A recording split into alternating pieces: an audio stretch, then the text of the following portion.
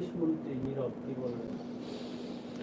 দেখুন, এটা রাজ্য সরকারের ইশারাতেই হচ্ছে আমি মনে করি। যদি বলেন কেন, রাজ্য সরকার যখন একটা কোনো অ্যাকশান বা কোনো ঘটনা ঘটবে, কোনো অ্যাক্সিডেন্ট বলবেন হয় যদি কেউ বলে, সঙ্গে সঙ্গে সেটাকে যদি কড়া হাতে দমন করে, দ্বিতীয়টা আর কেউ করার সাহস পাবে না। রাজ্য তিনার হাতে, প্রশাসন তিনার হাতে, তিনি যদি ঢিলে না দেয় তাহলে কিন্তু এই জিনিসটা হতে পারে না। আর এটা করছে কেন? এগুলো দেখিয়েই মুসলিম সমাজের কাছে আবার আলেম উলামাদের দ্বারা মেসেজ ছড়ানো হবে, দেখছিস বিজেপি আসেনে, এতে যদি এটা হয় তাহলে বিজেপি আসলে কি হবে, অতএব টিএমসিকে আবার ক্ষমতায় রাখো, শাসককে আবার ক্ষমতায় রাখো।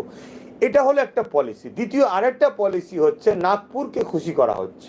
তোমরা যে চাও গুজরাটের মতো বাংলা হোক, উত্তরপ্রদেশে বাংলা হোক, যেখানে মুসলিমদের ঘরে হত্যা করা হবে, মারা হবে, মুসলিমদের ঘরে মব লিঞ্চিং করা হবে, মুসলমানদের উপরে কোন ঠেসা করা হবে, ওটাও দেখুন আমি করে যাচ্ছি।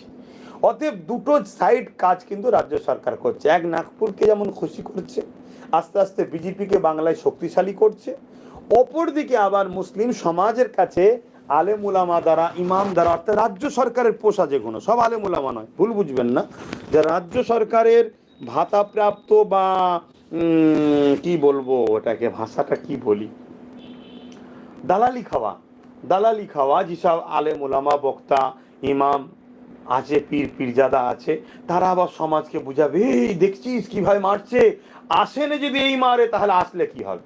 অতএব এই দুটো সাইডেই কিন্তু রাজ্য সরকার বড় পলিসির সাথে গেম খেলছে।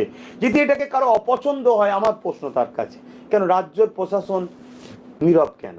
রাজ্য সরকার যখন ক্ষমতায়, পুলিশ মন্ত্রী তিনি, করা যদি একটা পদক্ষেপ, একটা ঘটনাকে যদি খুব কড়াভাবে বিচার করে, ব্যবস্থা নেয়, তাহলে তো বাকি সব জায়গায় বন্ধ হয়ে যায়। কিন্তু না, এটা ছাড় দেওয়া হয়েছে।